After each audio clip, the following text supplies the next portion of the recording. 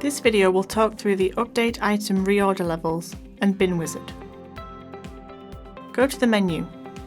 Go to Wizards and Sim Wizards.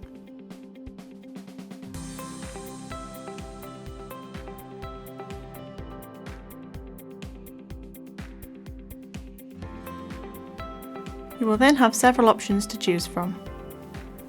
Click Search and select Items.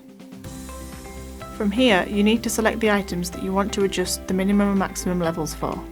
Use the filters to find the items that you want to adjust. Click in the Select All tick box to view all filter items. Click Edit Items at the bottom of the page. Here you can use the columns to adjust the minimum and maximum levels. This can be done on an item-by-item basis or over all products by clicking Modify All. Click Apply to All.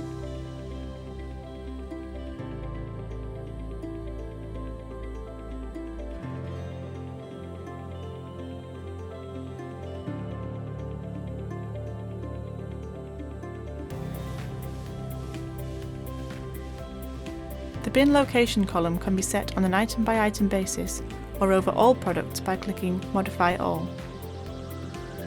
Click Apply to All. Click Commit your changes when ready.